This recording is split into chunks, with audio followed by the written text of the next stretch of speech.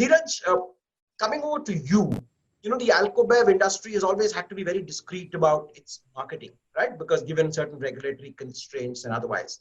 And also the fact that the shutdown really brought alcohol sales, to a kind of grinding halt in a manner with most stores having shut. Now, you guys, Beam Suntory operates all across the spectrum, but predominantly the higher end, right? Lafroig, among others. Uh, how do you see your marketing mix playing going forward?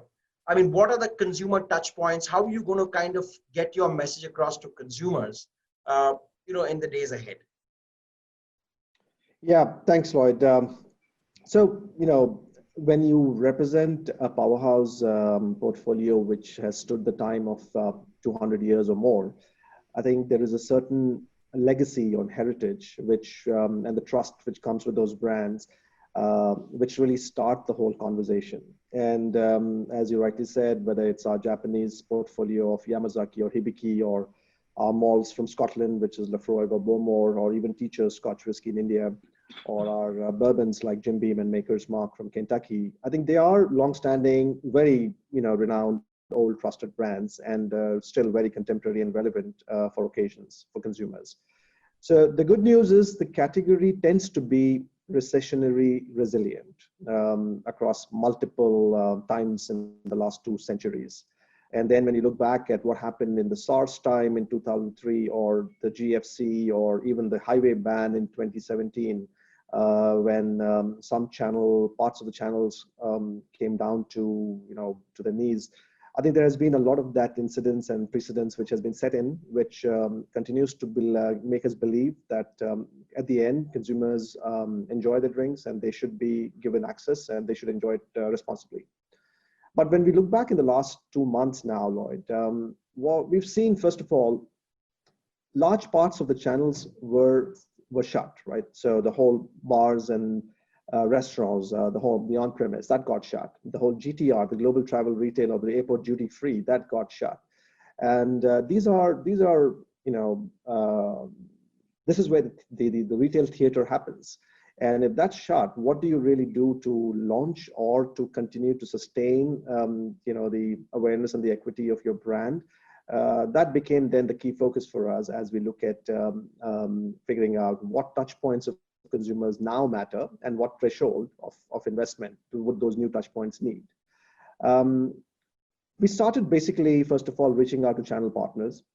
And we discovered, like, for example, we spoke to the National Restaurant Association of India, which is a fairly good representation across multiple large chain restaurants and bars.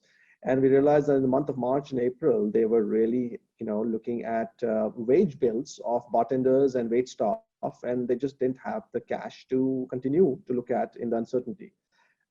So again, with our overall philosophy of growing for good, and it's not necessarily a brand or the corporate, but we pledged 1 crore of rupees towards that association probably the first week of the lockdown, which said, yes, there will be masks and sanitizers and all the other stuff. But I think at the first instance, the champions which get our brands to from liquid to lips, that's something we need to get out there and support.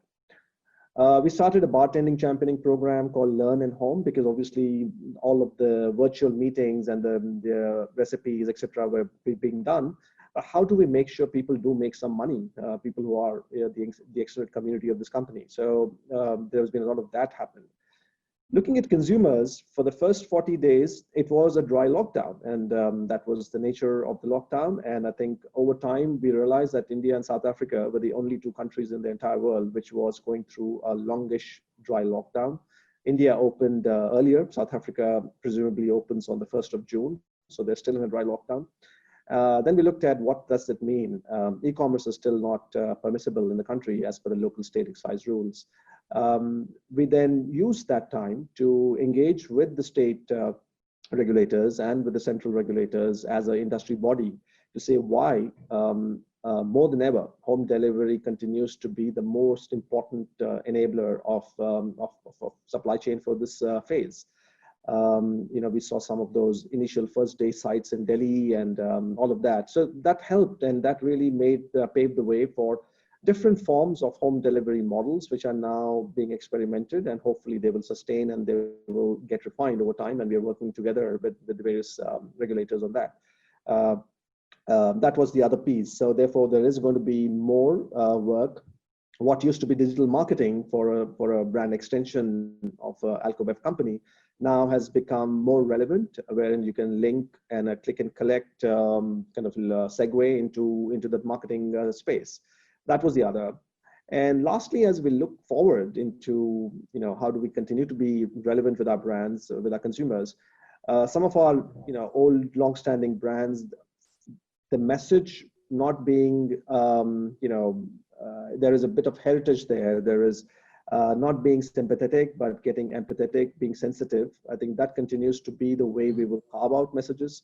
In December, we launched a new brand in India, first real, foray in the IMFL space. It's called Oaksmith, and it's created by the creator of Yamazaki, and it's available in Maharashtra and Telangana. That's where our focus is at the moment. That this brand needs support. It's just out there 2 months before the lockdown. So we are now in the last 2 months engaging totally using digital, and we've kind of had weekend lives every Saturday and Sunday. There's been some form of music and performances in live, because the whole thing is about craftsmanship. So continue to do that at a level where the brand becomes relevant in consumer homes, even if they can't try it at the moment. The way we look at going forward, Lloyd, the market touch points or the market touch point audits as what we do. And there is an influential touch point, and then there is a threshold to kind of ignite that touch point. And that's the research and the consumer insights we're gathering at the moment as to what's changed, what is changing in terms of innovation, what's changing in terms of the price points, because pricing has gone through, a massive change. As you saw, there have been tax incidents which have happened. So what does it mean? Which brands matter? What does it mean for the architecture of our brands? So there's a whole lot of that which is being done now by our marketing teams. And therefore, that will be the outcome of that you will see in the years to come. But I think the fact that it has been a 200-year-old legacy portfolio, and it continues to be, hopefully going forward, a long sustained portfolio, gives us a lot of confidence.